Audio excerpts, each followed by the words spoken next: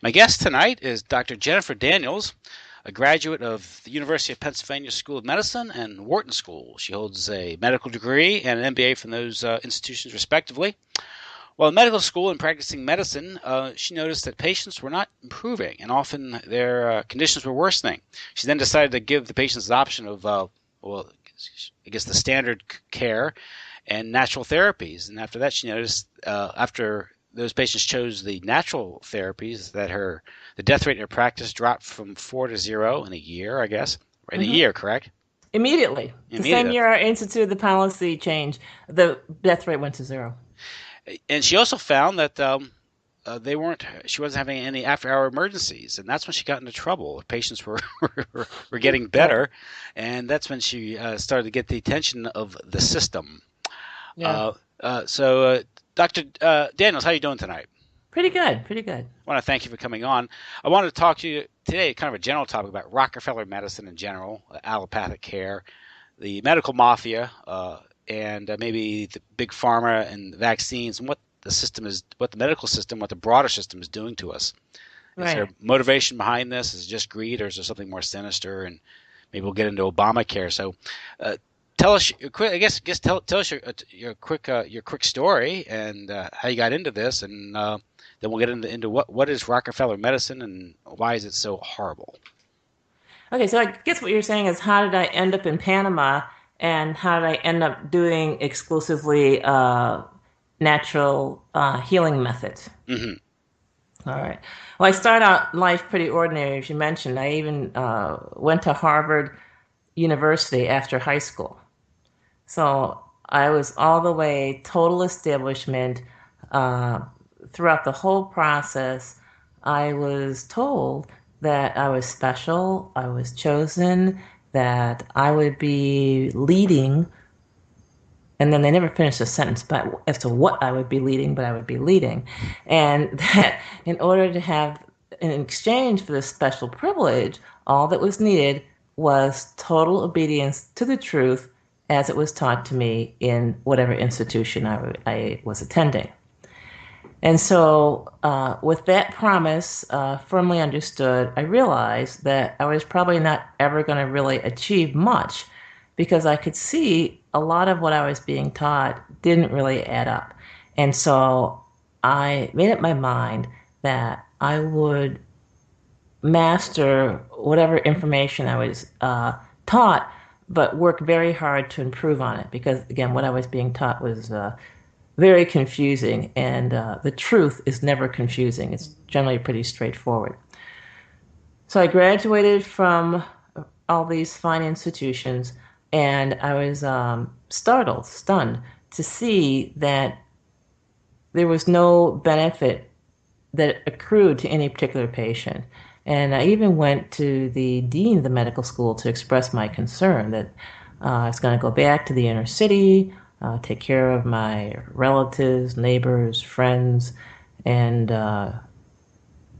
they needed results. This, well, you can collect malpractice if I mess up, or if you don't get results, this isn't really going to cut it because they don't believe in malpractice, they believe in getting even. So the dean finally suggested, well, you don't have to go back to that neighborhood. I said, but I want to go back, but I want to learn something that's going to help people get better. And so, of course, he urged me to get more training, just like when you can't get a job with a bachelor's degree, they urge you to get a PhD kind of thing. And so I eventually went into practice, opened up my medical office, and there could be no escaping it because I was solo practice. I was the only doctor providing care during the day. I took my own call at night. So if I prescribed a medicine at 10 a.m., the patient had problems at 2 a.m., then I personally got the phone call. I was the one that woke up in the middle of the night. And so I had a policy.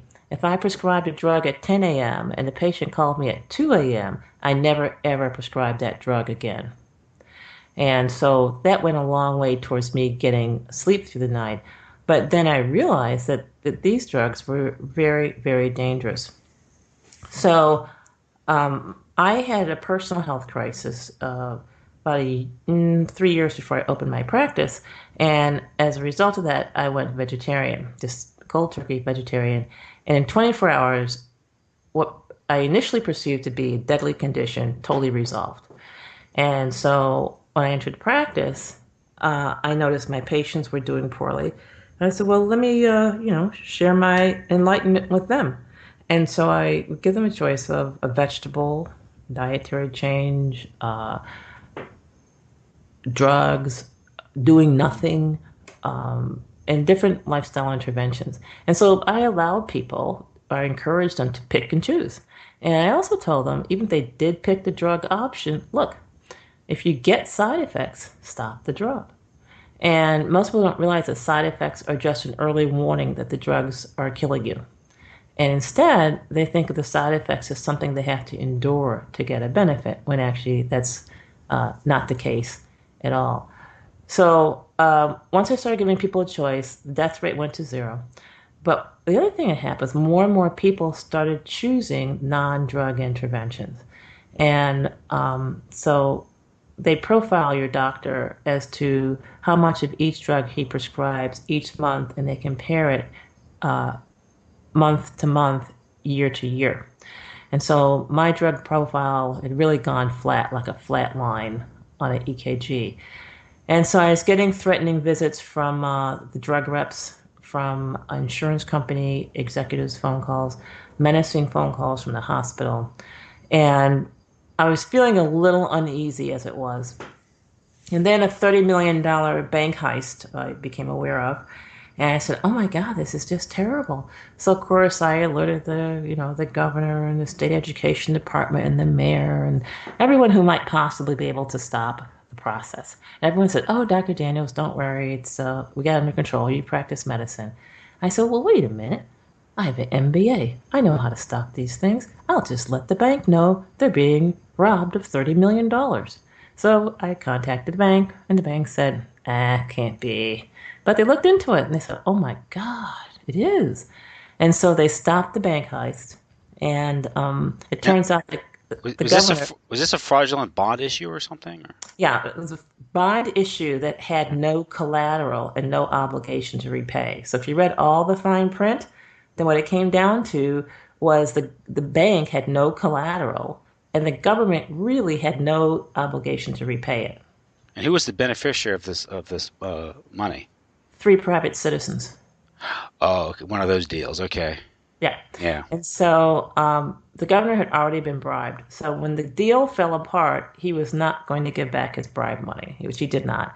And so he made a phone call to the licensing board. They sprang into action. And it took him a while, 6 years, to remove my license, put me on two do not employ lists and the terrorist watch list. And it's at that point that I realized I needed a new country. So I went looking for another country, and I picked Panama. Huh. And that's so you were put on the terrorist watch list. Yeah, I'm still on that list today, as well as the do not employ list. And the do not employ list, I think that involves companies that are the direct or indirect recipient or beneficiary of federal contracts Correct, of any kind. of any. It goes beyond that. If the government is a customer at all, for example, if a hospital accepts Medicare funds, it can't hire me even as a janitor. And this is done without any justification or due process or appeal, right? Correct. Well, they told me I could appeal. I could write. So I wrote them a little four-sentence thing saying, "Hey guys, come on." And they said, "We saw your appeal, and quite frankly, we're not interested." And so that was the end of that. And then I got another do not employ list. So that was one. Another do not employ list is I can't work for anyone who has a government contract or anyone who works for anyone who has a government contract. So now we're two generations removed from the government. Yeah. So pretty Right. much it's like 3 degrees of separation. Yes. But and the terrorist watch list was, I mean, I know I know what's going on here. They can just arbitrarily, administratively decide to put you on the list, and you have no way to appeal. Just a way to further marginalize you and intimidate you. Correct. Yeah, Correct. Yeah. yeah. It's just that arbitrary. Totally. In my case, I don't think it's arbitrary. I think they were I really mean, arbitrary concerned. because yeah, I mean, there's no basis in law or or there's No, there's no basis in law, but if the government is at all displeased with anything that you do, or if you fail to obey, I'll just leave it at that, obey, then you can find yourself on the list. The goal, of course, is to put everybody on the list so nobody has any rights. yeah. I heard an interview you did, and you're talking about how when you were on this list and you were subjected to higher scrutiny when you were traveling, Hmm. you're being treated better than most people are treated now. Correct. Yeah. But I was being treated worse than the people of the day. Yeah. So I was on a list back in 2002, 2003. And so I was being treated terribly. I was being pulled out of line. Female security was paged emergency to the gate where I was at. My baggage was opened and searched. And they weren't doing this to everyone back then. Hmm.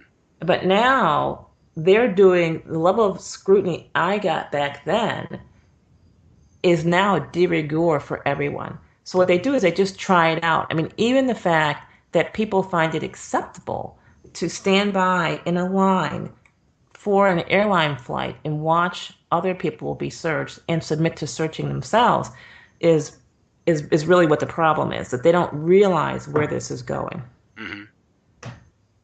And of course, much of this is based on the 9/11 terrorist attacks. Allegedly, they were conducted by these Muslim terrorists. Well, I And don't think it was based on the 9/11 attacks at all.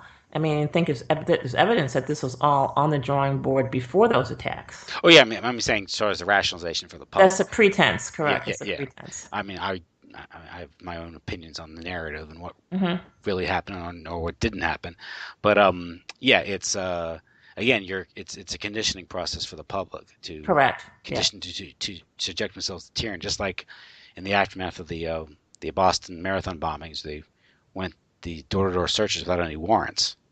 Yeah, people open their door. Open the doors, and if you don't defend your rights, you don't. If you don't have, assert your rights, you don't have any rights, and people are being conditioned not to do that. Correct. You know. Correct. Yeah. You Yeah. have all the rights that you can defend. All the rights that you're willing to die for, those are the rights that you have. And so if you can't think of any rights that you're willing to die for, you don't have any. Mhm. No. And very few people are willing to stand their ground, and that's the problem there. Well, it's not that. I mean, I don't think that's the problem. I think the problem is people don't realize that they have to stand their ground or they don't have any rights. Because once you realize you don't have any rights, there's a lot of power that comes from that. So people are lying to themselves, telling themselves that they do have rights, even though they personally do not intend and would not defend those rights. Hmm. For example, in medicine, we see this. So let's say you go to a doctor and the doctor administers some medication that's lethal and you die. Let's take this scenario. People have the feeling, the belief, false belief, that they have rights, that their heirs, their survivors can sue and get a malpractice settlement. What they don't realize is that most cases where patients die as a result of therapy, the doctor did everything by the book. In other words, the system is designed for them to be killed, to be mutilated, and to be harmed. So they really, as a matter of fact, do not have any recourse. Now, this is the system that we've inherited, has developed over the Wow. years. It's it's in the process of being formulated, and every day it gets formulated. To say we've inherited, I think, is a little it's kind of passing the buck. Okay. The now again, what happens is you were more or less run out of the business for improving your patient's conditions, but not going by the book. Well, you can't improve their condition if you go by the book. Hmm. Yeah. So that's why you were run out of the business. Yeah, Okay. yeah. I mean, I was like playing football on a basketball court, you know? I was a trained killer. And I said, whoa, wait, whoa, I draw the line. I'm not killing anybody. I said, well, you're out of here. Hmm. And that's reasonable. Once you realize the system is designed to torture people and kill them, then if the doctor is not willing to torture and kill, then of course he should be removed from the system. Hmm. And this And is what people fail to understand. and the full weight of the system, the full force of the law is there to prevent you from providing any type of alternative care or natural care that might actually help your patient, and of course deny the patient medical freedom to make those decisions that they should when they're informed of the choices. They cannot do that. Well, I don't exactly agree with that.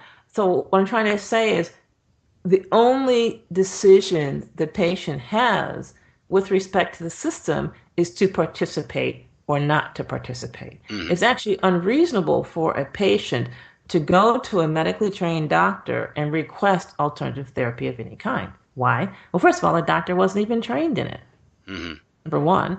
Number two, the system is designed, it's designed by the drug companies, by the hospitals, by the insurance companies for their benefit.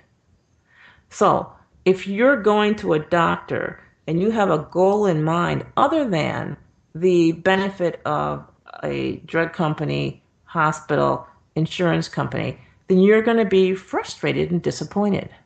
Hmm. Here is a quote. Just bear with me. See Mhm. how what you think of this. The crisis in today's healthcare system is deeply rooted in the interwoven history of modern medicine and the corporate capitalism. The major groups and forces that shape the medical system sowed the seeds of the crisis we now face. The medical profession and other medical interest groups each tried to make medicine serve their own narrow economic and social interest. Foundations and other corporate class institutions insisted that medicine serve the needs of their corporate capitalist society. The dialectic of their common efforts and their clashes and their economic and political forces as set in motion by their actions shaped the system as it grew. Out of this history emerged a medical system that poorly served society's health needs. That is the introduction to E. Richard Brown's Rockefeller Medicine Man. That was in 1979. What do you think of that summation? I totally disagree. Okay.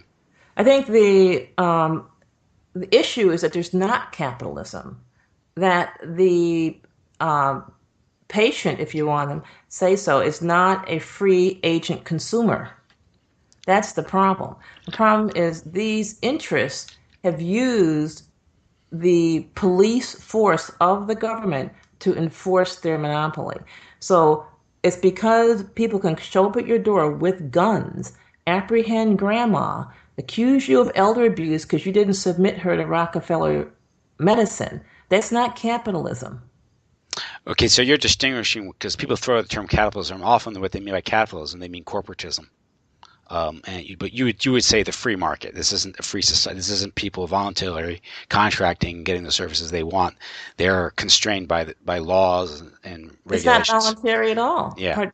Participation is not voluntary. That's what Obamacare is all about. Paying the money is not voluntary. I'm. And so, since there's not a voluntary component here, it's difficult to point to any kind of capitalism at all. Of course, with the introduction of Medicare and Medicaid, that completely it created all those distortions in the healthcare system, and also the tax code itself, which created the healthcare insurance industry, which was a Yeah. response to the tax code, and also World War II Well, regulations. insurance predated that Yeah. at Baylor College in Texas before any of this stuff happened. What happened was the Baylor Medical College, medical school, was having financial difficulties and they were going under. And they had to figure out a way to save themselves. And so someone got the bright idea to figure out, well, who owes us money? And they found out their own employees were using the hospital and not paying. And that was the source of their financial ruin. So they got the employees together, pointed this out to them, and said, hey, look, why don't we take a little bit out of everybody's paycheck? And then whenever any of you needs health care, it will be paid for. And that was the birth of Blue Cross. And that Hmm. was the very first, insurance company, health insurance company. And it was then, as we moved into World War II, wage freezes and stuff, that this concept had the opportunity to grow and spread. The employer-based insurance scheme. Employer based, Yeah. but the advance payment concept where you pay in advance. So these people were a certain amount taken out of their check every month before and even if they never got sick. Mm-hmm. So that is a concept that's very important because you cannot have a system that kills 880,000 people a year unless the people are being paid in advance and have the option of collecting that money after the person is dead. This is a very important concept. So if you are paying health insurance, anyone listening, then that means that your doctor can comfortably give you the lethal dose, kill you, because of course it's a standard of care, and he knows he will get paid. And that incentive structure Yeah, produces these results. exactly. Yeah. And people are, and I don't think that's capitalism. No, no, it's not. It's definitely not. Again, it's definitely not the free market. It's this hybrid monstrosity. It's fascism. Exactly. Is a So better so term. so Yeah. I'm saying you're a person who wrote that to say that capitalism is what the crisis is. Not at all. Hmm. The I, real crisis is people's willingness to pay health insurance premiums with the fantasy, and it's a fantasy, that their neighbor is going to pay for their health care without them having to go talk to their neighbor and say, hey, I need some money. Will you lend me some money? I'll pay you back. So without them having to go through that uncomfortable discussion, they have this built-in system where now it's the government, but back then it was the employer would bully all your fellow employees, even the ones you hated, and get them to kick into the kitty for your health care. hmm And this is the nugget. This is the linchpin of what's wrong. Is people's unwillingness to accept personal responsibility and willingness to steal from people they don't even know. And that's how they're tricked into accepting programs like Obamacare or any other transfer scheme, whether it's Social Security or Medicare, right? Exactly. Yeah. But this transfer scheme is deadly. It's very, very deadly because, and you know, the chief financial officers of all the hospitals, they know these numbers. If you ask them, they'll say, well, yes, that's true. Okay. So gross profit, hospital industry, 5%. So 5% of all the revenue they receive is profit. Well, okay. 1% of all the people who are admitted to the hospital die as a result of hospital intervention. Not their disease, hospital intervention. This is documented by the Medicare Inspector General. This is documented in many different places. That's a fact. What else do we know? If a person comes into the hospital and is discharged dead, deceased, then the hospital on average collects about 8 to 10 times as much money as if the person is discharged alive. Hmm. So it's Okay. almost like if you had an auto repair center that got paid more if the car didn't get fixed. You expect a lot of cars not to get fixed, right? No, they get paid more if they take a sledgehammer to your car and Gee, totally disable it. That's what's called killing someone, okay? So I'm, this is not like you caught your car back and it's no better. Oh I'm, no. yeah, I'm being too kind. Yeah. Yeah, yeah, yeah. So if this is the ratio, then that 1% of people who die at the hands of the healthcare system while in the hospital are responsible for more or less 8 to 10% of that hospital's revenue, the hospital industry's revenue. So if the hospital industry stopped killing patients tomorrow, they would collapse because their revenues would fall by 8%, wiping out their total profit. I mean, that's a grim figure that I think that a lot of people have a hard time grasping. But that's the system. That's the system we're living under or dying under right now. Dying under, but what I'm trying to explain is the only way it can work is if the hospital has the ability to collect payment after the person's death. Hmm. Otherwise, it wouldn't work.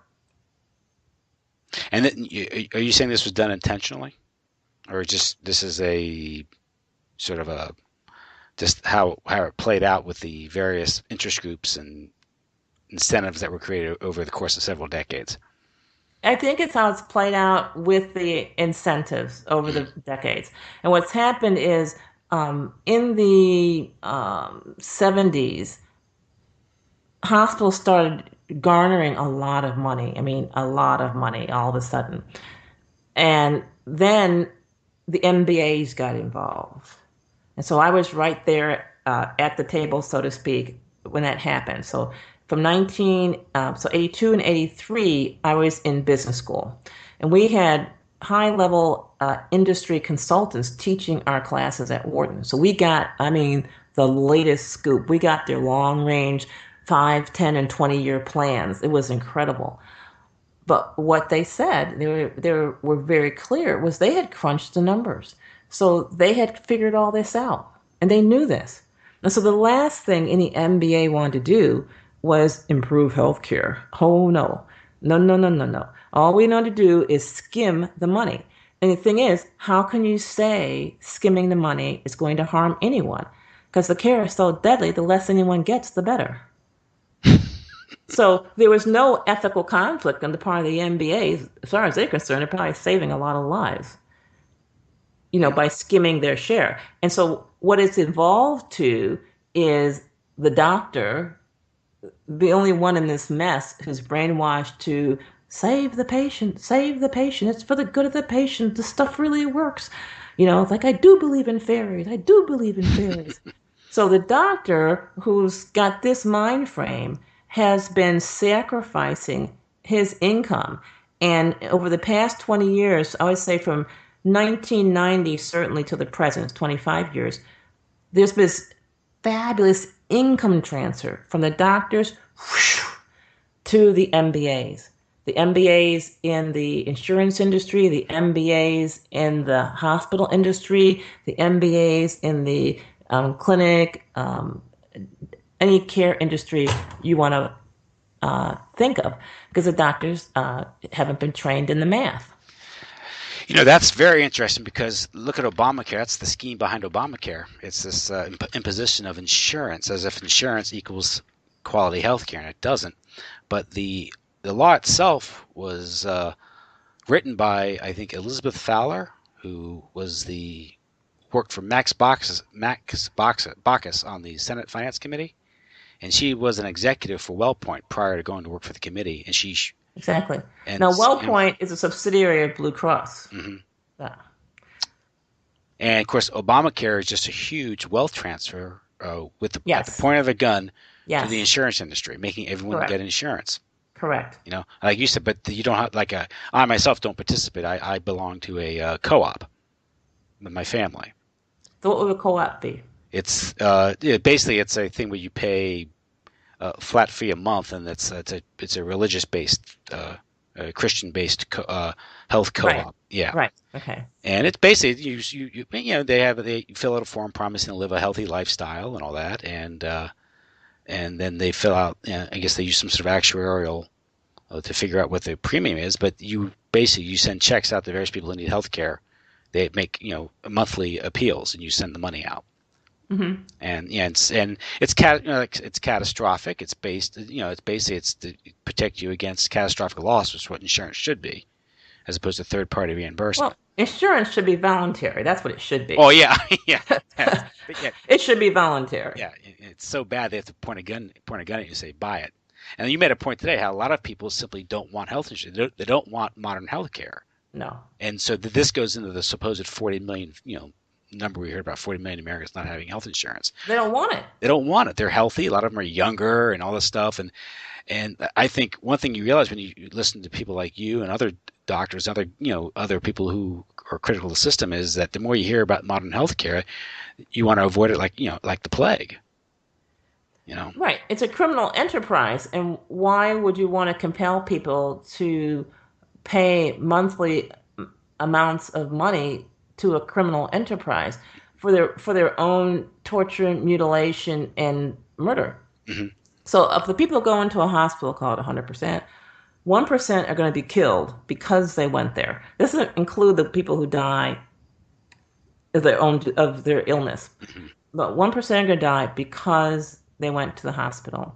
25% are going to be harmed because they went to the hospital. And the remaining 74% don't benefit. Hmm. That's a pretty poor return. Now, health, we associate longevity, uh, healthier populations, the eradication of disease with modern medicine. To what extent is that a myth? 100%, totally and Okay. completely. In fact, even today, modern times, right? 2015, there are these people in the United States who live 8 years longer than the average American. 8 years longer. And they are overweight, poor, uneducated, and don't have access to health care.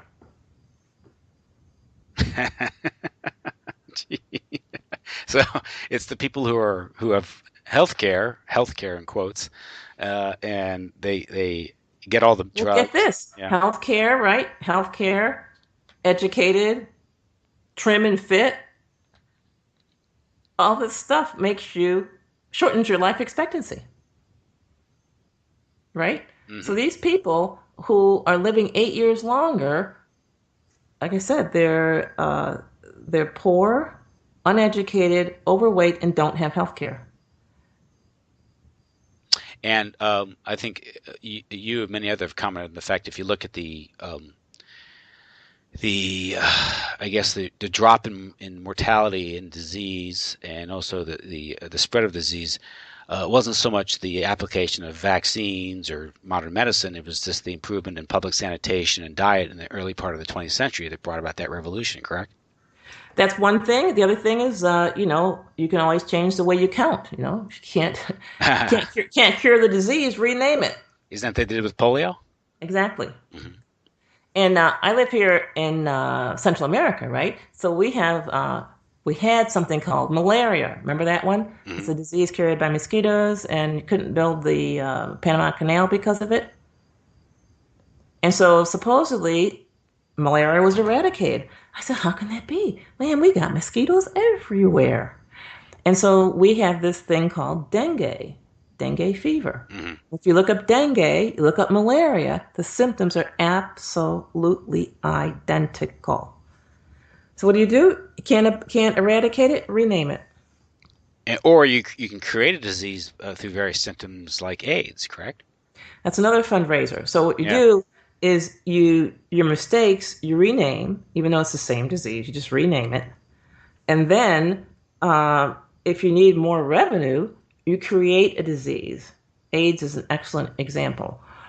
We have a disease that has no test, that has no objective findings. The definition of the disease changes every year. I don't know if anyone's noticed that. And of course, this also creates a market for a drug that might have been shelved for its deadliness in the 60s, like AZT, right? Correct. Yeah.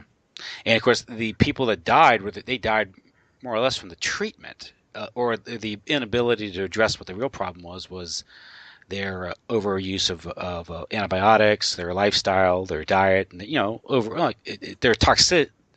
It was an issue of toxicity It's at these pretty people. clear with AIDS that they did die of the AZT. Mhm. So I did an AZT study, and the results of this AZT study became apparent, or were released to the doctors anyway, in the 90s. It was shocking. So you have these AIDS people, and you put them on, you have two groups, half get AZT, half get placebo or nothing. So the first 2 years, the people getting AZT have a higher survival rate.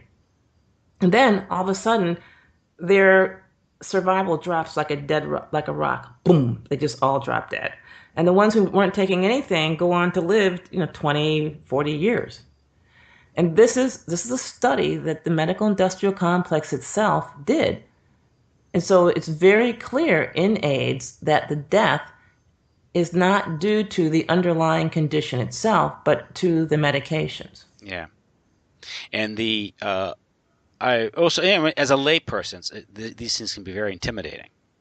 But you want to when something is explained to you, then you know, and you spot a contradiction, and you're like, Yep, well, this is wait, you just told me this is how it's supposed to work. Retroviruses. right.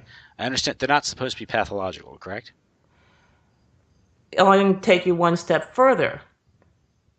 Most viruses are not pathological and they are not deadly. Yeah. Okay. Yeah. Yeah. So And when someone says virus, the association is harmless. Virus, harmless. mm, Virus, harmless. Worms, harmful. Virus, harmless. That's what should go through your mind because the way viruses reproduce is they have to enter a living cell. mm, They then take over the DNA, RNA apparatus of that cell to reproduce. mm, The cell is destroyed, the cell breaks open, and these viruses spread and they each find another cell.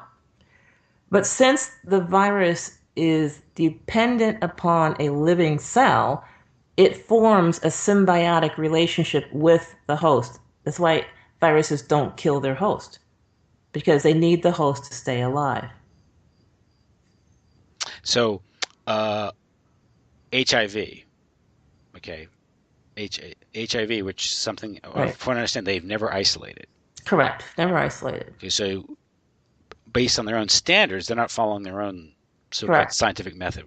There's Never. nothing scientific about it. Yeah. This is as scientific as a witch doctor shaking a rattle and doing a dance. Yeah. But the And what person. has happened Okay. in our culture is absolutely identical to the most primitive of cannibalistic cultures. And what has happened is each one of those primitive rituals, whether it's cannibalism, human sacrifice, human mutilation and torture to show allegiance to the king, um, ritualized rape, all of these things that we can so easily see in other cultures exist in our culture today, but they're shrouded in a white coat and in something called science. Yes, science and scientism. Yeah, yeah, Hmm. the new religion. Um, I was the yeah. So with AIDS, so they say it's a retrovirus, correct? Right. But then at the same time they claim that's pathological. So they're contradicting themselves. Right. That's contradiction right there. Okay, so they're not only do they not isolate the virus, they claim that a retrovirus is pathological, which contradicts their own They claim. create a Yeah, fantasy characteristics for this thing called human immunodeficiency virus, characteristics that aren't characteristic of any virus. It's like the Ebola story. It just gets more grotesque and unrelated to any known scientific fact at all. and yeah, you have these hemorrhagic fevers that are occurring in tropical areas, which Right. any number of things can cause, and they say it's Ebola, But the right? same hemorrhagic fevers occur in the United States, Hmm. and it's called the E. coli zero, I think 017 or so the E. coli, the pathological E. coli causes hemorrhagic fevers and death. It creates the identical picture of Ebola, Hmm. indistinguishable set of symptoms. But I mean, there are conditions like in Africa that are created by sociopolitical, geopolitical, jockeying, civil wars that are Same thing in the States. yeah. Same thing in the States. 48 million Americans every year get food poisoning and gastroenteritis. And that's all that's happening over there is food poisoning. So their food poisoning is associated with sewage in their water. Our food poisoning is associated with sewage put in our food by food manufacturers. Mhm. And so what we're saying is we're civilized because we accept our gastroenteritis from people who sell it to us in grocery stores. But it's the same thing. Yeah, yeah. Both cultures have gastroenteritis. And what the Ebola plan is, you introduce the concept of Ebola into the United States. And there's 48 million people who get vomiting, fever, and diarrhea every year and don't die of it, by the way. The death rate is pitifully low. Um, they're going to just get reclassified as Ebola. It's going to be used as a pretense for an invasive That, police state, telling people who to have sex with, how to have sex, everything. If you notice with AIDS, they went straight to the sexual behavior thing, which has mhm. nothing to do with AIDS. Yeah, yeah, It's not even sexually transmitted. The condition, we won't talk about the virus, but the condition is not sexually transmitted. yeah. They had tests with couples that one couple was the male was diagnosed as being HIV positive, and there was no transmission. Right. Yeah. That condition itself, again, at least how I understand it, at least the research I've done, is that basically you had these people who, a subgroup, particularly these promiscuous homosexuals who were active in drugs and they were taking antibiotics and these poppers and just they more or less We can just, leave out the promiscuous part because it has mm. nothing to do with the transmission. But didn't it lead to like overuse of antibiotics? No, the overuse of antibiotics was a ritual thing. Now, these Mm. people felt, well, if I take antibiotics prophylactically, then my Yeah, sexual behavior is okay. But the truth of the matter is, prophylactic antibiotics never did work. I mean, they tried it out for heterosexual prostitutes, it just didn't work but out. wouldn't it at the same time gut your immune system though? That's what I mean. That's why it doesn't work out because Yeah, the yeah. antibiotics destroy you more so than the disease you're trying to prevent. Mm. So again, it's one of these things where it was a toxic environment, uh, Correct. straining your The I immune guess system. the immune system, and it wasn't this exogenous mysterious virus that apparently came from a monkey in Africa or Right. yeah, But yeah, let's take this let's be totally logical about this. So we're talking about AIDS. It's an acquired immunodeficiency syndrome. So it's an acquired deficiency in the immune system, hmm right? So the immune system, it was competent, say at birth or some point in life, and then it fails. Anyone who gets an infection has AIDS because their immune yeah, system was temporarily incompetent. Anyone who develops arthritis has got to have AIDS because their immune system is supposed to handle that. So the fact that we selectively acknowledge that it's AIDS only when the person is a homosexual and promiscuous, which are like emotional buzzwords to create anger and dislike in the population. So then what happens? People say, oh, it's okay for the government to treat them this way or to hmm treat them that way. And the government should force them to get tested and force this and force that. And no one realizing that this is just stuff being put in place to force you. yep. And there are people who were put in jail because they were HIV positive. And they had sex with somebody and Yeah, didn't use a condom. Yeah. and there's no basis in science and anything to justify that conviction. Nothing. It's just really Even yeah, observation. yeah, Nothing at nothing. all. That's the police state aspect of this, and that's what you have to remember. So again, AIDS. This is before we get on to Rockefeller medicine in general and how it got started and why it took control and maybe the business Mhm. interests about it. This how about Cancer Incorporated? Yeah. So the truth about cancer is that at least half of people who are diagnosed with cancer do not have a life-threatening condition. So the doctor tells them they have cancer, they don't have, or a life-threatening condition. It's and this is I think what you said you have to read the pathology report. You have to read the pathology report. Yes, you have to read the pathology report. Now, and this is the doctor doing this just for pecuniary reasons, or is it just No, it's the standard of care. If he standard of doesn't care? do this, he's out in his keister. And when I was a doctor, as family practice doctor, as soon as someone had a diagnosis of cancer, I had to immediately turn them over to the cancer specialist. I couldn't give them the honest talk, which was, you might have a better life and a longer life if you skip all this cancer therapy. I was not allowed to say that. Yeah, that's there was an interesting statistic I heard a couple months ago when you remember Suzanne Summers, Yeah. the actress, she was diagnosed with cancer and she just chose a natural remedies, I think. And Wait. You got to get your facts straight with yeah, Suzanne Summers. but she ended up not having cancer, right? Suzanne Summer never had cancer of any type. Yeah, that's what I was about to say. Yeah, she didn't have cancer, but she was diagnosed with it, correct? I don't know what the conversation was, but Suzanne Summers never had cancer. Okay, She had DCIS, which was almost breast cancer. okay. Because of this, she was intimidated into getting a lumpectomy slash mastectomy. We'll just call it surgery. Mm. She had the standard of care. She did not handle that naturally. Now, maybe she took some natural stuff, Yeah. but she did the full standard of care for that almost cancer. hmm Then she got into marketing how I cured my breast cancer that I never had. All right, cool, no problem. Everyone, has their day.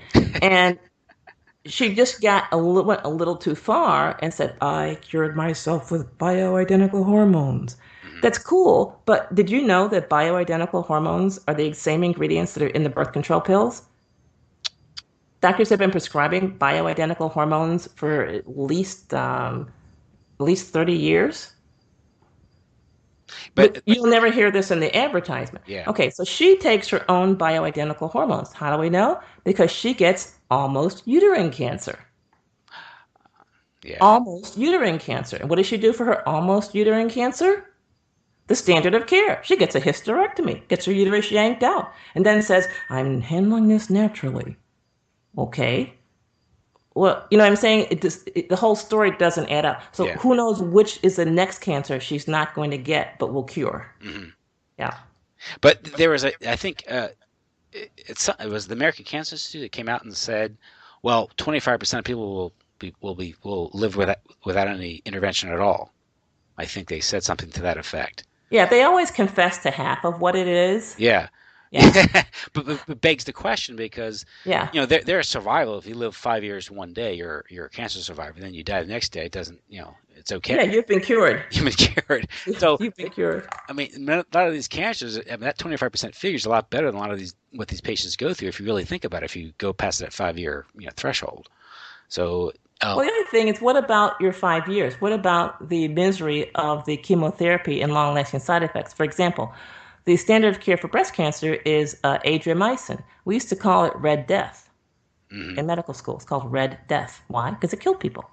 But anyway, women are getting that, and it causes damage to the heart. So what are women doing? They're getting chemotherapy for breast cancer.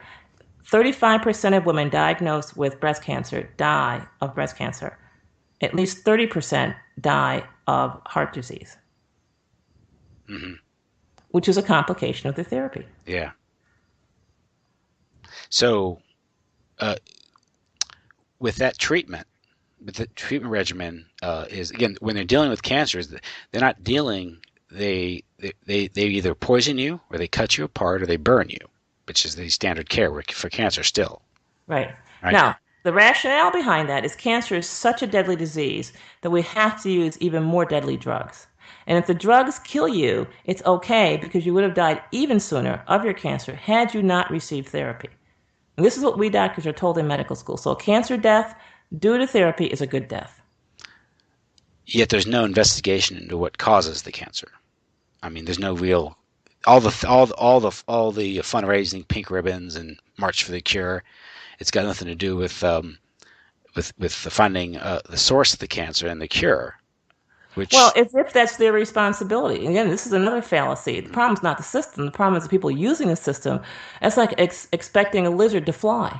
mhm, You know, these people are there to make money and to enrich the hospitals, drug companies, and insurance companies. And you're going to expect them to look for a cure? mhm. I don't get it. And something like the American Cancer Institute, or the cancer. Right. These are these are multi-hundred-billion-dollar endowments, and they're a business. And their Yeah. business is to support the current system, and the current system has so much money invested in buildings and hospitals and diagnostic No, machines. it has Yeah. nothing to do. It's not designed for health, and they don't care. They just use the name healthcare as a propaganda thing. Mm, It's like I'm new here to Panama, right? So I didn't understand the culture when I first came here. I didn't understand the language either. So it's just this Panamanian is trying to help me get things done. Yeah, I get my phone, get this done, blah blah blah blah. And then there's this blaring announcement. I said, Enrique, what are they saying? What am I supposed to do, Enrique? What do I need to do? And he says, Oh, doctor, don't worry, it's just propaganda. And so I feel like saying to people, "Oh, don't worry, it's just propaganda." mhm. Well, like I've heard some people talk about the source of cancer, what really causes it, and basically what understanding how cells work. The mitochondria, which operates if it gets the right amount of energy. So what a cancer is you have a cell that aren't getting their energy deprived for, I guess, because of oxidation, I guess. Yeah, all this stuff is just playing into the medical industrial complex. Hmm. And if you adhere to these theories of cancer, Mm-hmm. this microscopic cancer theory, then what you're going to do is end up um, submitting to chemotherapy or submitting to equally draconian natural methods, so to speak. Mm-hmm. So the real bottom line is how do you prevent cancer? And oxygenating your cells is not the answer. The Mm-hmm. answer is simply get the chemicals out of your life. These chemicals are entering your body and killing and destroying your cells. You can flood your cells with all the oxygen you want, but if you're subjecting them to hydrogenated foods and plastic foods and stuff, you're going to get cancer. Things are not going to go well with you. Now, the other thing is cancer is not the most deadly disease out there. Congestive heart failure kills more people. Pneumonia has a 10% death rate per year. So, what they've done is taken an illness that is not a death sentence, that is not deadly, and condition people to believe that it is. Mm-hmm. So the real truth about cancer is if you're diagnosed with cancer, there's a 65% chance you're not going to die of it. So But why don't you go turn your attention to the other 65% of things that are really going to be the problem? mm-hmm. So it's almost like getting a diagnosis of cancer is a negative prediction. So, but if you do subject yourself to the standard care, what are your chances? Well, your chances of being Yeah. mutilated are 100%. Your Yeah. chances of being tortured are 100%. Mm-hmm. And so then we get into ritualistic torture, mutilation, and human sacrifice. Mm-hmm. Only now we've dressed it up with technology. Mm-hmm. And so it's the same primitive ritualistic behavior. And so we as human beings have to decide if we would like to be a part of that. So, if you were to go the route where you want to cleanse your system of the toxins, but that Right. requires that would require people to have a fundamental shift in their lifestyles and what their expectations are, and they don't want to hear that.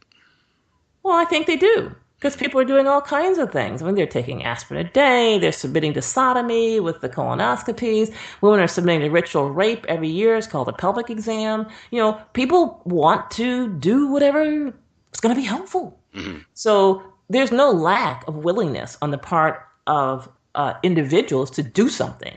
But what they don't understand is they have to decide what to do. Mm-hmm. And as far as the cleansing goes, I mean, you can do something as simple as just have one day a week where all you do is juice. I mean, this is not rocket science. No one's asking everyone to go vegan organic tomorrow. In fact, if you look at people who are 90 years old, 80 years old, they're not health nuts. They're not the vegan organic crowd. Mm-hmm. So we have to take a measured view towards all this stuff. You want to eat regular, real food. And the question is, what is real food and how do you get it? And the answer is you have a backyard garden, your buddy has a backyard garden, and you switch. And if you want to have meat, well, you throw a chicken out there, let them scratch around, and you sacrifice them after 5 weeks. But yeah. Again, this is it's completely contrary to the modern lifestyle that most people, at least here in the United States, where they go to the grocery store for all their food and everything's prepackaged, Exactly. and That's right. yeah.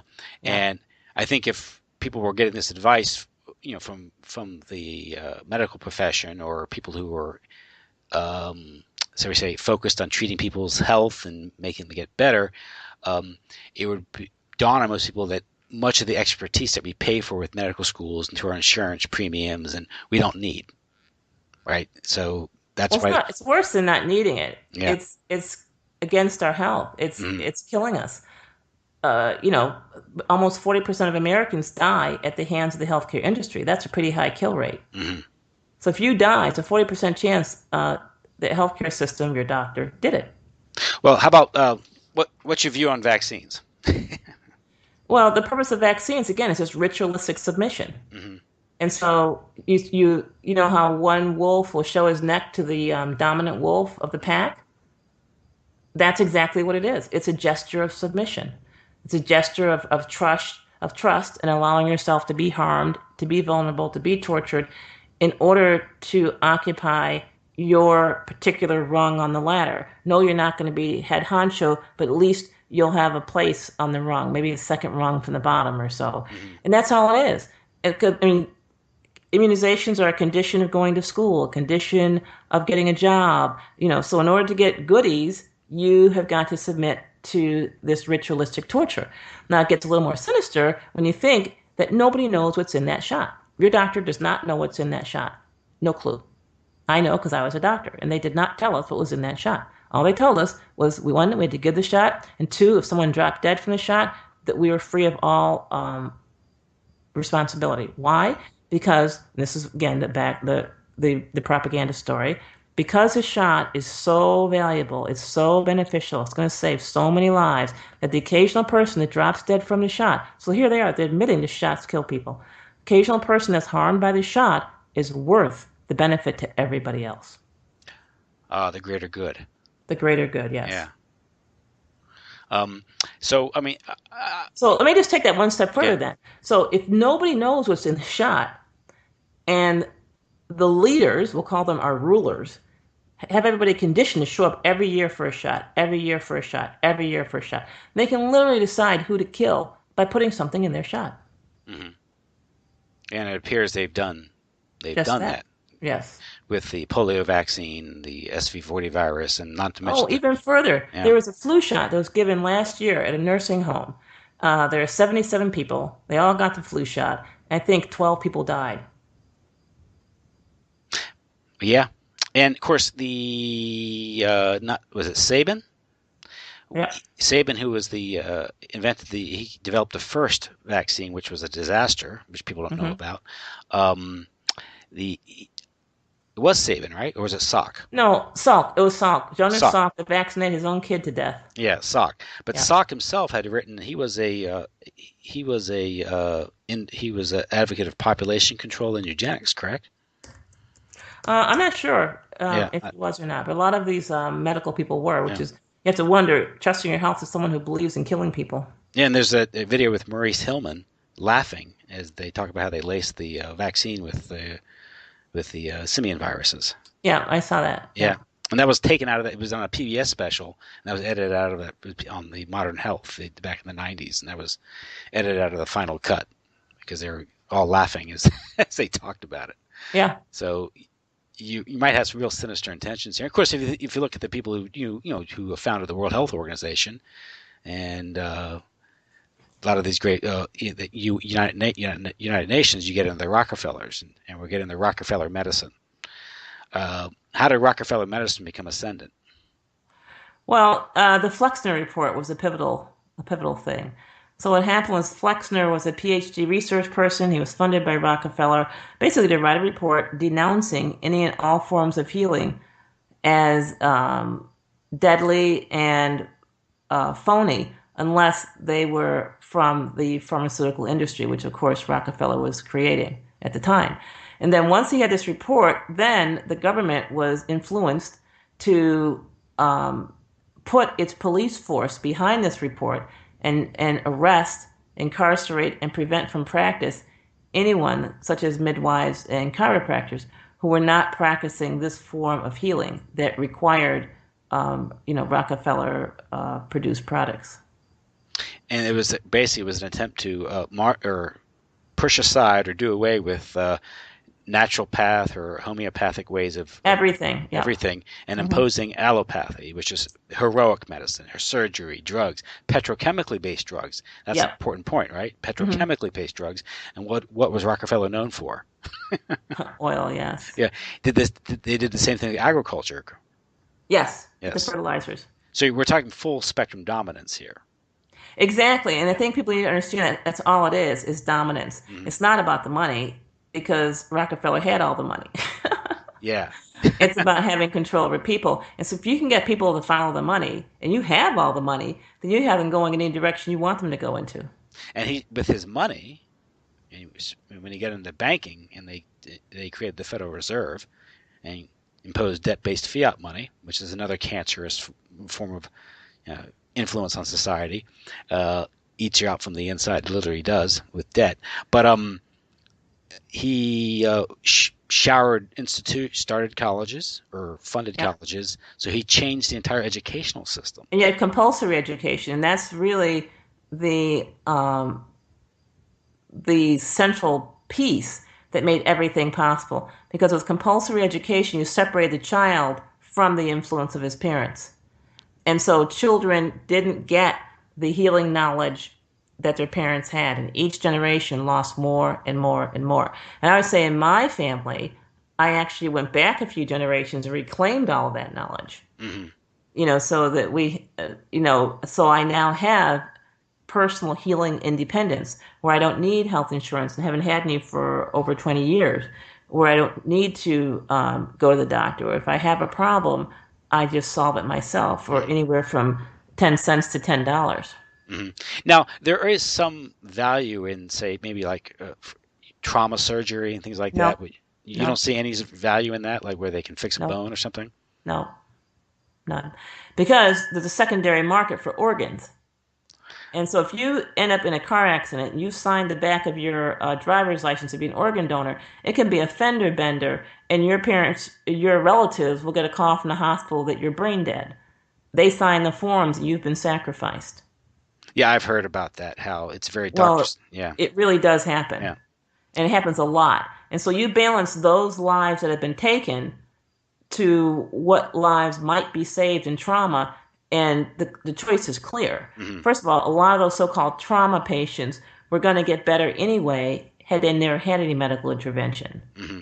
I'll give you an example. My mother and father and my brother were driving to visit me. I was selling books door to door in Ohio, summer in college. And so they were driving down the road, and this drunk hit them head on. This was in the 70s before seatbelts. And so mom broke her knee, broke her nose, and everyone else got a little bit of damage, but really nothing much. So she goes, so they scrape her up off the cement or whatever out of the car, take her to the hospital, and he says, you know, we'll see if she's alive by morning. Maybe we'll do something.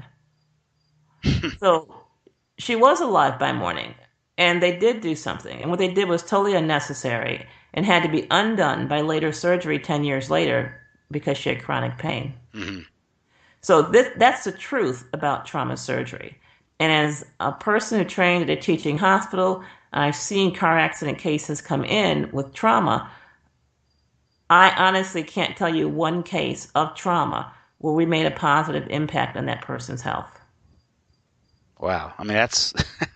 I'm trying to grasp something redeemable in the system. Like, There's nothing. I've no, looked. yeah, yeah. Yeah. And I thought, oh, I know, orthopedic surgery, break a bone, go get it fixed, right? And so I looked up each broken bone, hip fracture, elbow fracture, wrist fracture, ankle fracture. There's no advantage to having it fixed surgically as opposed to just putting a cast on it. And a cast does not need to be applied except within the first week. Hmm. Doesn't need to be applied on the spot. So a broken bone is not a medical emergency. So, what type of care would you recommend if someone were to suffer an injury like that? Say broken bone. Yeah. I would recommend they get some comfrey. In fact, the name of the plant is knit bone. Why? Because it makes bones heal quicker. Hmm. And so you just basically take some comfrey. What I did when my kids had a sports injury in high school was I took some comfrey leaves, put them in a blender with some water, and then boiled it, made a tea, made a poultice, wrapped it around their joint with an ace, and they were walking and fine the next day. So you're saying is you're aiding the body in its natural healing powers. Correct. Yeah. And the doctor, by taking the bone, pulling it apart, twisting it, putting screws in it, is actually delaying the healing process. Hmm. Wow.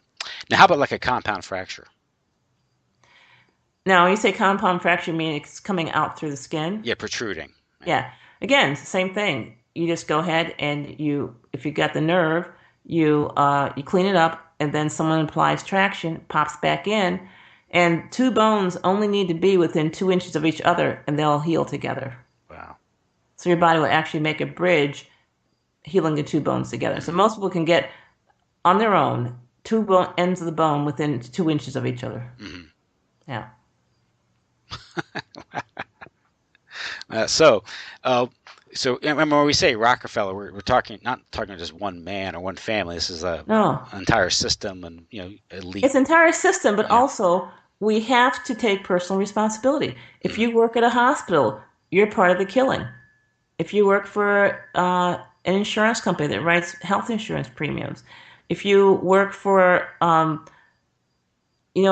drug company in any capacity, even if all you do is write the commercials, or if all you do is read the commercials. If you're a newscaster and you're reading the evening health segment written by the drug companies, you're all part of the killing. If you're a teacher teaching health class with the curriculum written by the drug companies, you're part of the killing. Hmm. And I think each one of us needs to take a hard, close look at our lives and say, how are we advancing the killing?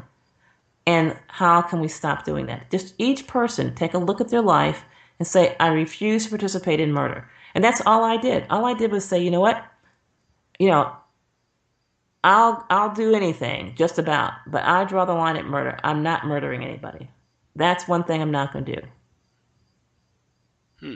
And you'd think that wasn't much of a line to draw, right? I mean, I was willing to do anything. I wasn't going to murder. I wasn't going to falsify anything or lie. That's it. Anything else, I'll consider it. That reminds me of the John Taylor Gatto. Hmm. He was, I think he won the Teacher of the Year in New York for 2 years in a row. Yeah. And he, interestingly enough, he began his teaching career on using someone else's license. Yeah. so, so it's kind of fun. But in his speech, I think he finally said he got sick of ruining kids' lives, so he couldn't That's teach right. anymore. Yeah, and that's kind of it's a similar, I think, epiphany that he had and choice that people have in these things. Um, And you see what happened. So John Taylor Gatto left the system, and what happened? He made as much or even more money outside the system as in the system. mhm. And most people are conditioned, again, this is conditioning, to believe that they are actually going to make a financial sacrifice by walking away from the system. And it's quite the opposite. Well, again, because it's that money, the money trick they use on us, right? No, Yeah. no, you're actually going to make more money walking away from the system. Hmm. Most doctors now, even at 200,000 a year, cannot pay their bills because their educational loans are so high and interest rates are so high. Hmm. And that's the truth. So the system brainwashes you into believing it's your best option when it almost never is. Hmm. And with running a practice, you're just overwhelmed with paperwork and filling out codes for billing and so much is administrative. And that's time away from your No, no, patient. no, no, no, no. Okay, so I had a private practice, but I realized just what you said. I said, I got to find a way around it. So what I Hmm. did, I went to business school while I was going to medical school. I said, I've got to figure this out. And while in business school, I figured it out. I need to automate. I need to accept cash. That's it. And that's what I did. I automated. I accepted cash. And this was 1990 to 2000. I practiced for 10 years.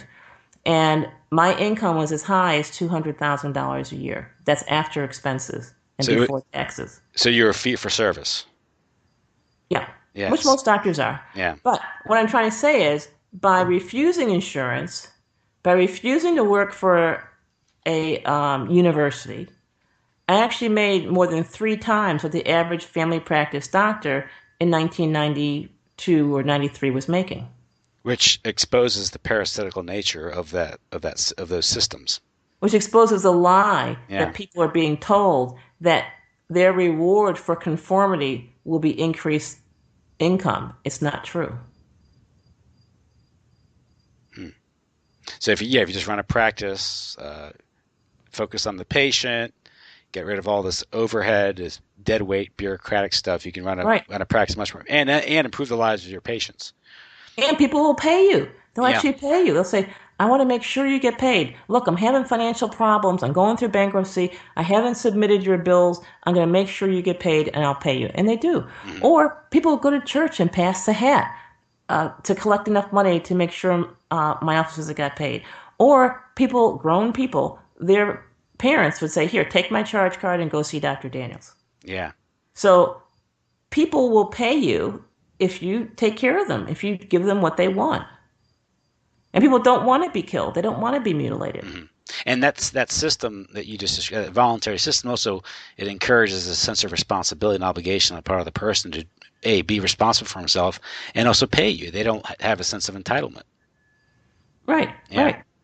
So But this is what people have been tricked or conditioned into believing is that your health is too big a responsibility. You can't possibly handle it. And it's just the opposite. Your health is such an important responsibility that nobody else can possibly handle it. Hmm. And But it's something you can easily handle. mhm. And like I think you've talked about this, and others have talked about this, the importance of just having a healthy diet, balanced diet, in avoiding illness. Um, You know what? I'll even go so far as to, I'll concede that. I'll say, don't even worry about your diet. Just stay away from the doctor. Just stay away from pharmaceuticals. That's 40% of all the causes of death.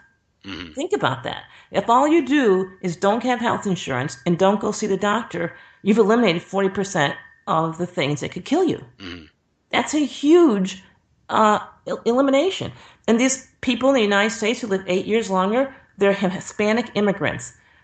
So Hispanics who are not born in America but immigrate to America live 8 years longer. And you cannot attribute it to their country of origin because the life expectancy in their country of origin, without exception, is less than life expectancy in the United States. mhm. So that 8 years of increased life is simply attributable to the fact they don't speak the language, they're not educated, so they don't get the propaganda message. And because they don't have money, they can't afford health care and they don't have health insurance.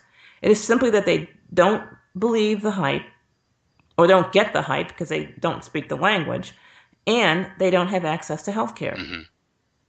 And if people who have money, who have choices, exercise that choice, as they say, be more Hispanic. Enjoy yourself, gain some weight. Um, don't see the doctor. Ignore any and all health service announcements and don't have health insurance. That's it. And Hispanics, what's Hispanic? It could be anything. A person could be from Spain, it could be from the Caribbean, it could be from Cuba, Puerto Rico, Mexico, Guatemala. These cultures are diverse. They have nothing in common, except when they come to the United States, they don't speak the language and they don't have an education. But once the Hispanic person is American born, so their next generation, born in America, does not experience health benefits. Mhm. They don't Which, experience the health and longevity. mhm. And again, it's because that generation is acculturated. They speak the language, they believe the propaganda, they participate in the health system, and their health suffers accordingly. Well, you do live in a system where banks don't have any money in them, and the money isn't worth anything anymore. We live in a system where the armed forces don't really protect the country. We live in so it's not too surprising that the medical system wouldn't be serving its advertised, proclaimed mission as well. Exactly. Yeah, Absolutely. Perfect. we're living a complete system of fraud. That's what's so, I think, disorienting when you start to look in these things and you see the continuity, the how these things kind of tie in to a But complete system if of fraud. you're propagandized with the public school system, and even the private school system now is just as bad as the public Hmm. school system. So you've been taught all these lies. And so what people do is they have, let's say, a fund of knowledge, call it 100% of what they believe they know. Let's say if 99% of it is false. For someone to let go of 99% of what they believe is very traumatic. Yeah, that type of psychic decapitation. Exactly. And that's what Yeah. I went through when I lost my license. Like, whoa, the licensing board isn't there to protect patients. They're there so the government can politically take out and remove any doctor they want for any reason unrelated to medical care. And then all of a sudden my eyes opened up as to what licensure really meant. And then I said, I don't want to have another license. I don't want even a driver's license. I let that expire. So I do not lead a licensed existence. Yeah, and that's what I try to, people will have these excuses like, well, it's there to maintain quality or make sure that people are responsible drivers. All these excuses. It's There's a no system. evidence of that. Yeah, it's a system of control. And Yes, yeah. and that's all it is. And if you look at the healthcare system as simply one more system of human control, then that really facilitates your understanding. Your understanding that the healthcare system is not broken. It's working very well, thank you. And it's simply a system of human control. It's all it is. Mhm. That's yeah, it's not broken. It's doing exactly what it's supposed to do. Correct. Yeah, and that's where I think your experience you're getting in the MBA helped you realize that. Yeah, You well, know, I had a lot of yeah, other business experience before that. yeah. I was the assistant manager of the bartending agency in college. Uh, I started a junior achievement company a couple times in high school. I started my own business when I was 10 years old, selling little plastic creepy crawlers to my classmates. So, I had a lot of different experience, and plus the indoctrination of my father is a total a cynic, I guess you could say. And so he said, the biggest crooks are the banks. And he would tell us that all the time. The biggest crooks are the banks. The biggest crooks are the banks. And then it came time to go to school, and he says, well, I got something to tell you. The teacher doesn't know anything. If she knew anything, she wouldn't be teaching. She'd be out there doing it. She's desperate for money, and that's why she's got this job. Your job is to go to school and don't interfere with her collecting her paycheck. The only reason I'm sending you is because if you don't go to the school, the government will put me in jail. So you've got to go to school, show up, don't interfere with the teacher earning her paycheck, and that's it. You might learn something, you might not. You never know. And that's how we were sent off to school, Yeah. which meant when the teacher gave me an F, a D, a C, an A, it didn't matter. Is dad out of jail? Good. Is she collecting a paycheck? Good. I'm done. That was it. And the grades didn't matter. And teachers were like, well, I gave you a B. Aren't you going to come and argue with me to get an A? I said, no. And for me, school was very easy. And it was Yeah. very stress free, right? Because I was just there. Like I said, I had two goals, and that was it. And so I figured, well, while I'm here, I might as well read the whole book in September and October, save me having to read it the rest of the year. And so I got incredibly high grades. Mm. And so people were puzzled. The teachers were puzzled. How is it she gets all these high grades, all these A's, but then when we throw her a curve by giving her C when she obviously deserved an A, she doesn't get upset about it. So it didn't matter. And then, of course, my father told me, he says, well, you're a little black girl. Don't worry. No one's ever going to hire you. You'll never get a job. There's no jobs for you. So I knew that it didn't matter.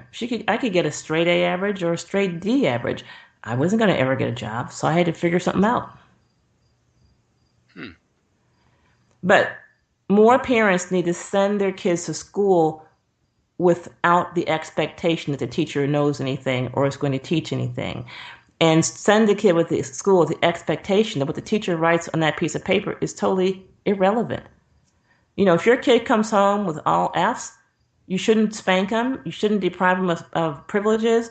And you definitely shouldn't do his homework. You need to tell him, if you can't do your homework, then you need to stop going to school right now. So that's what you do. I homeschooled my kids till they were 13. Yeah, And then I said, mine oh, are. Mom, we want to go to school. Yeah, socialization. Okay, go to school. So they go to school and they were so social. And their grades were like, they started off with A's, right? Because of what they learned at home. And then the grades just plummeted. And so, of course, you get these calls and help your kid with his homework. I tell my kid, look, if I got to do your homework, then you're staying home. No one assigns me homework. I assign me homework. Mm-hmm. So if you can't handle doing your homework assignments, then you need to come on home. We'll continue your homeschooling. No, okay, Mom. And they go back to school and do their homework.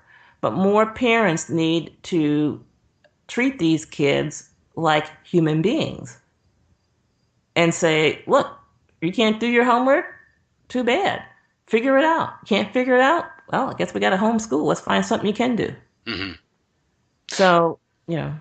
Well, education is another issue where I think a lot of people just acquiesce to the current system. But it Yeah, dovetails into the yeah. healthcare system. So, like, for example, I was a school doctor, and literally, I was ritualistically uh, raping these kids. I was told to do a physical exam on all the boys, and every single boy I had to fondle his testicles. Supposedly, I was looking for an undescended testicle. Well, this was done at birth. There's no way it needs to be done uh, in first grade, fourth grade, eighth grade, and 12th grade. And so these parents their kids are being stripped, they're being humiliated, they're being fondled, uh, and it's wrong. And I actually quit that job because I felt like what I was doing was wrong. This was totally unnecessary. And I Hmm. never found a single thing wrong with any of those kids. And these were inner city schools.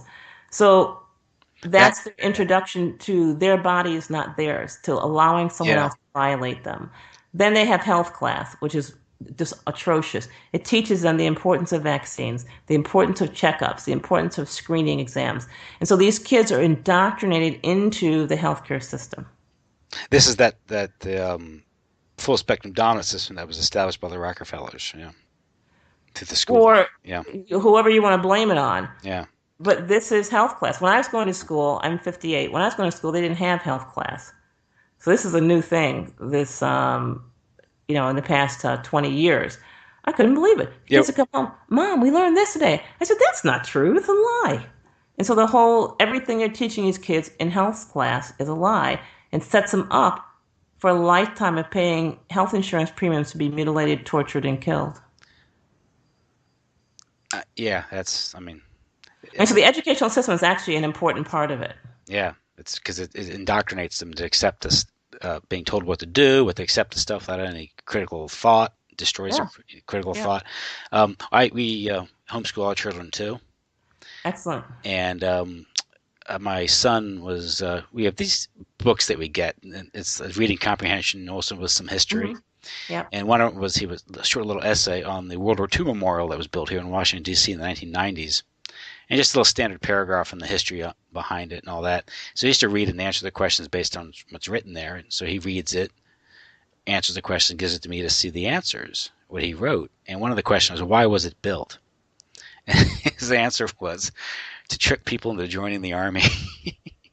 yeah, yeah. And I look at that, I go, that's not wrong, but it is reading comprehension. And I go, the answer, according to the essay, is to honor those who fought and died in World War II. It's the Okay. same as his answer. It's the same answer. And I go, but you're right. Yeah. You are right. That's the purpose of museums and memorials and this stuff. But that's the importance of homeschooling. If Yeah. he had said that to a teacher, he would have been berated. He would have been humiliated in front of the class. A lot of other things would have happened. That would have been a very different experience. Well, because I talk about things that I don't subject my kids to a lot of stuff because they're young. I don't want to traumatize them. You know, Oh, please go ahead and traumatize. You'll save them the real trauma. The but real trauma is getting the colonoscopy at age 50. So yeah, yeah, go yeah. ahead and traumatize them with information. So they listen to me when I talk, and I talk about voting. Voting is a waste of time. Why is it a waste of time? Because they cheat. Who counts the votes? And Not only that, they pick the two people you choose from, then they still cheat. which is ridiculous. Yeah. I, so, well, I mean, Dr. Daniels, it's been a trip, and I don't want to take any more of your time tonight. But yeah, again, I knew it would be because I've listened to your shows and read your website, and it really to listen to this stuff again. It really is it's paradigm shattering to Yeah. most people. Not to me because I've come into this stuff gradually over the years, so I see where you're coming from on this stuff. It really is. These systems are fraudulent. University Yeah. systems are fraudulent. The Yeah. university is there to dumb everyone down, to indoctrinate you, to cover you in debt, so you're A pliable, lifetime lifetime slave. slave. Yeah. Um, Same with and that's K through 12. So and the medical system isn't there to cure you, and No. you've spelled it out. Why isn't the whole? If you don't think of it as a conspiracy, think of it as a business plan. Yeah, That, it's a business plan. yeah. I don't think of it as a conspiracy. And it's like calling a cliff evil. No, just don't jump off the cliff. That's all. You see a cliff there, you just go the other direction. And the system, what these systems do is not doesn't necessarily require a few psychopaths at the top, although that indeed may exist, and that cabal may exist somewhere. But these systems, corporate systems, they create a collective psychopathy because people are so compartmentalized in their thinking. Right. Yeah, Right. that's what you're getting within much of this explains the medical system and other systems, the war systems, the Pentagon, the bureaucracies. How people can do such inhumane things, be a part of something so horrible, and be so banal about it and not care. The other thing is it takes 18 doctors to kill one patient. And so each doctor doesn't feel like totally responsible. Hmm. And that's another thing is dispersing the responsibility so each person doesn't feel responsible. And I would encourage people to feel totally, completely responsible for everything in their life. And that's going to drive them to taking some serious positive action that will make them more free. It'll make them a lot wealthier and a lot healthier. But less controllable. But they get all the other pluses with it. Yeah, Yes, but I'm less saying control. from the standpoint of the powers that be, that's a problem. Which, if you look at the wider picture, it seems to be through. Right, You know, but the powers that be are not as I think harsh as we'd like to think. I mean, in my case, I just got kicked out of the country, which is like not a bad deal. I'm having a great time in Panama. oh yeah, So yeah, your yeah, car didn't blow up. yes, exactly. Some, So although some haven't been that lucky. correct, right. So most people, I do believe, would be that lucky. Yeah. They would just simply be expelled from their present line of work into a far more pleasurable line of work with much fewer expenses and much more free time and leisure and Yeah. better quality of life. I think there's a quote, I'm going to butcher it if I go by memory. I think it was by Stephen Biko, who said that the most powerful weapon the most powerful weapon in the hands of the tyrant is the mind of the slave. Correct. Yeah. Absolutely. And I that's, agree yeah. totally. And Yeah. that is what is happening in the United States is people are in their condition because of what's in their mind. Hmm. And it really is a bluff. It's a system that everyone, if they just stop, it's conscious. It's an issue of consciousness. But not even everyone. Each individual person can set himself free irrespective of what anyone else does. You don't need to organize a movement. You Mm. don't need to get someone to come with you and do what you do. You can just do it yourself. Yeah. You said it's either starting your own garden and Yeah. something like Or that. like in my family, I have two diabetic grandfathers, one diabetic father, two diabetic siblings, and I'm not diabetic.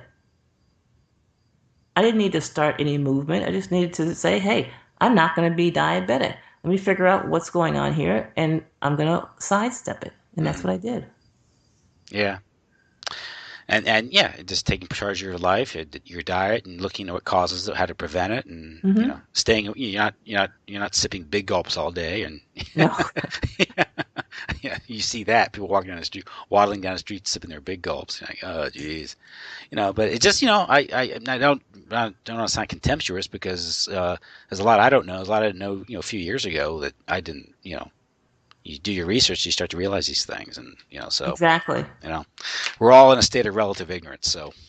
Precisely. And Yeah. every single day we get a little more enlightened, find out more, Mhm. and replace our propaganda with a few more reality or facts or useful information. Listen, I want to thank you for coming on tonight. What is your website? It's vitalitycapsules.com.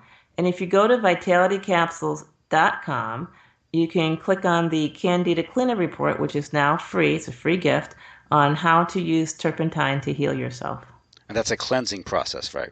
Right. It's a cleansing Yeah. process, yes. And that's turpentine. That's the turpentine, not the petro-based turpentine. It's the gum-based. Have I ever? Yep. Yeah, I've Here read about comes that. Chris. Yeah, that's that's another thing. Someone told me about that a couple of weeks ago. I was like, wow, look into that. So, and that again, it gets rid of all the various parasites and That's worms right. that you never really take in, right? Just through the course of life, and that in Correct. itself will make you overall healthier because it makes your body healthier, which means you just won't get as sick as often, right? More or less, right? Well, it gets rid of these parasites, but it Yeah. turns out are the real cause of hypertension, diabetes, cancer, and many of our ailments we have in our modern society are caused by parasites. Hmm. And doctors are trained to ignore parasites and not even look for them. Hmm. So, oh, okay. And so that's the website. Anything else you want to? No, that's it. Just let people know that things are a lot better than you think. And freedom is literally just around the corner, and you can walk around that corner anytime you decide to. Great. That's a nice note to end it on. Yeah. Talking about a grim talk and with a nice message like that. So, listen, Alon, thank you, and maybe we'll talk again soon when you have the time. I'll send you a note and talk about something more specific. I know this is kind of a wandering conversation going from topic, but I knew it would be at least at first because I wanted to cover a lot of things and get the basics down. So Okay, certainly. thanks a lot. You're welcome. Bye bye.